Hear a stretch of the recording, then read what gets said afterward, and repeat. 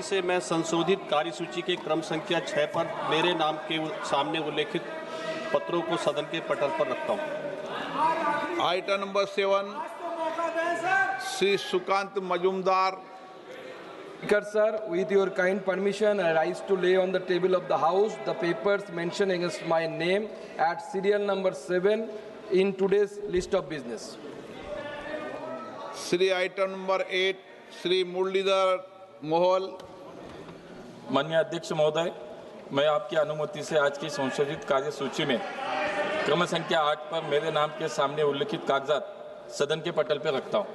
Item number 9 Shri विप्लव कुमार देव। महोदय, मैं आज के कार्यसूची पत्र में क्रमांक संख्या 9 पर मेरे नाम पर समक्ष यथा सूचीबद्ध सभा की बैठकों से सदस्यों की अनुपस्थिति संबंधी समिति की दूसरी बैठक का कार्यवाही सारांश हिंदी और अंग्रेजी संस्करण सभा पटल पर रख रहा हूँ। आइटम नंबर 10 श्री कल्याण काले।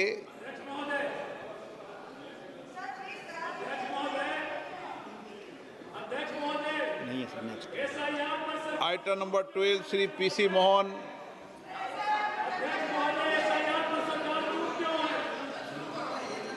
पीसी मोहन, गजेंद्र सिंह पटेल। माननीय अध्यक्ष जी, मैं आज की कार्यसूची में मेरे नाम के सामने क्रम संख्या 12 पर यथा सूचीबद्ध सामाजिक न्याय और अधिकारिता संबंधी स्थायी समिति का 12वां एवं 13वां प्रतिवेदन हिंदी और अंग्रेजी संस्करण में प्रस्तुत करता हूं।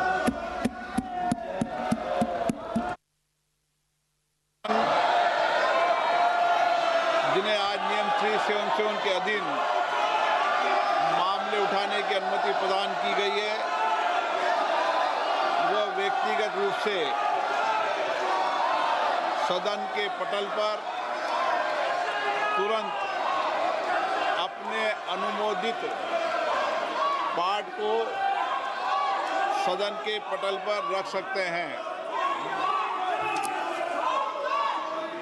माननीय सदस्यगण, हम 18वीं लोकसभा के 5वें सत्र की समाप्ति की ओर अग्रसर हैं। यह सत्र 31 जुलाई 2025 को आरंभ हुआ था।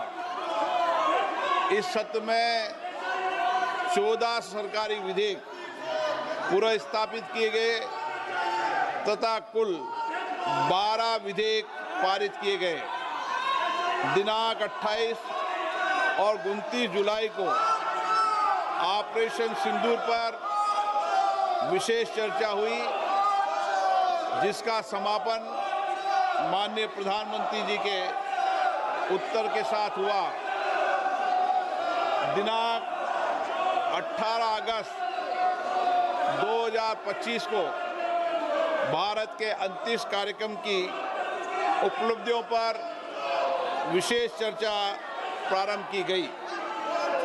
इस सत्र में कार्यसूची में 419 तारांकित प्रश्न शामिल किए गए थे, किंतु लगातार नियोजित व्यवधान के कारण केवल 55 प्रश्न ही मौखिक उत्तर दिए जा सके।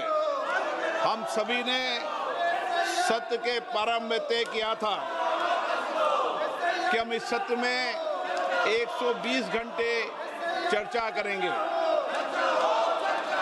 बिजनेस एडवाइजरी कमेटी में भी इस पर सहमति बनी थी, लेकिन लगातार गतिरोध और नियोजित व्यवधान के कारण हम केवल 37 घंटे ही चर्चा कर पाए।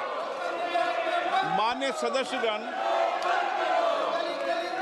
हम सब जनप्रतिनिधि के रूप में हमारे आचरण, हमारी कार्यप्रणाली को पूरा देश देखता है। जनता हमें बहुत उम्मीदों के साथ चुनकर यहाँ पर भेजती है, ताकि हम उनकी समस्याएं और व्यापक जनहित के मुद्दों पर, महत्वपूर्ण विधेयकों पर व्यापक चर्चा कर सकें, मर्यादित चर्चा कर सकें।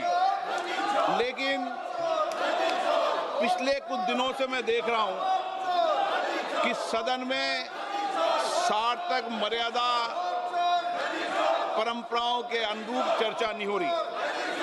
माननीय सदस्यगण, जिस तरीके से सदन के अंदर, सदन के परिसर में जिस तरीके की नारेबाजी हो रही है, जिस तरीके से तख्तियां लेकर माननीय सदस्य आ रहे हैं, नियोजित गतिरोध किया जा रहा है, यह हमारी संसद की परंपराएं नहीं रही है। और विशेष रूप से इस सत्र में जिस भाषा का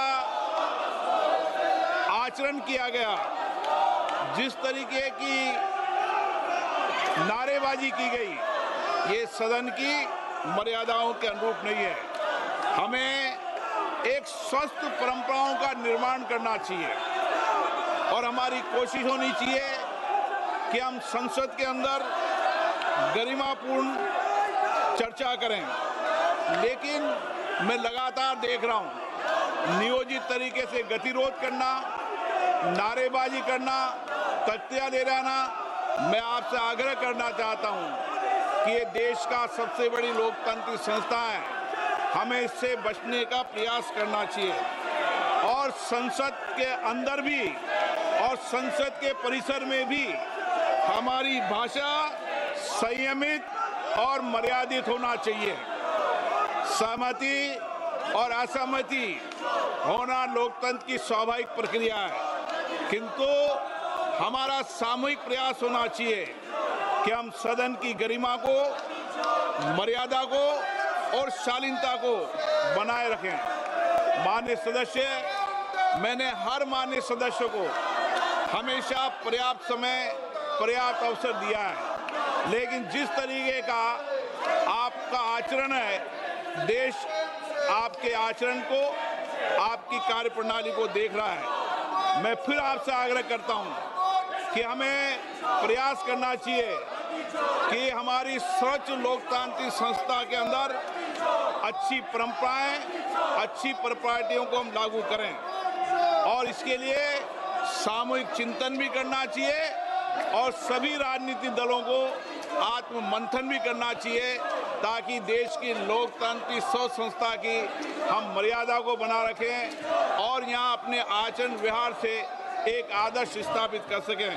माननीय सदस्यगण, अंत में मैं सत्र की कार्रवाई में सहयोग हेतु माननीय प्रधानमंत्री जी का, सभापति तालिका के मेरे सहयोगी साथियों का, केंद्रीय मंत्रिमंडल में माननीय सहयोगियों का, नेता प्रतिपक्ष, सभी दलों के माननीय सदस्यों का, मीडिया के प्रतिनिधियों का, लोकसभा सचिवालयों का, संबद्ध एजेंसियों का हार्दिक धन्यवाद व्यक्त करता हूं। अब मैं सभी माननीय सदस्यों से आग्रह करता हूं कि राष्ट्रीय गीत के लिए, वंदे मातरम की धुन के लिए दो चीजों पर चर्चा करते हैं। और प्रियंका गांधी और राहुल गांधी जी को लगता है कि नेहरू जी पर उनका एक स्टाम्प है। नेहरू जी आपके नाना हो सकते हैं, दादा हो सकते हैं, इस देश के वो पहले प्रधानमंत्री थे और उनके किए हुए कारनामे पर प्रश्न उठाने का मुझे पूरा अधिकार है। आपकी कोई गारंटी नहीं है, आपकी कोई यूएसपी नहीं है, वो इस देश के प्रधानमंत्री हैं। और यदि लम्हों ने खता की, सदियों ने सजा पाई, तो हम जो सजा पा रहे हैं उसके बारे में प्रश्न उठाने का मुझे पूरा अधिकार है। एक किताब है सर जो नेहरू जी ने खुद लिखी और इस समाज को, इस देश को जानने का अधिकार है। उन्होंने लिखा, उनकी किताब है glimpses of world history. Chair पे आना है 4 बजे। और वही कांग्रेस की मानसिकता और विपक्षी पार्टियों की मानसिकता वहीं से निकलती है। ग्लिम्सेस ऑफ वर्ल्ड हिस्ट्री में सभापति महोदय नेहरू जी ने लिखा कि मोहम्मद गजनी, गजनी जिसको गजनी और गोरी जिसको कि हम लुटेरा मानते हैं, जो आज का टेररिस्ट जिसको कहते हैं, वो उस जमाने का टेररिस्ट हुआ करता था, उसको वो कहते हैं कि वो वॉरियर था। उसको वो कहते हैं कि वो केवल अपने अंपायर को एक्सपेंड करने के लिए आया था और उसने हिंदुओं पर कोई जुल्म नहीं किया। ये ग्लिम्सेस ऑफ वर्ल्ड हिस्ट्री में खुद मिस्टर नेहरू लिखते और यही आज की मानसिकता है। और दूसरी मानसिकता जिसमें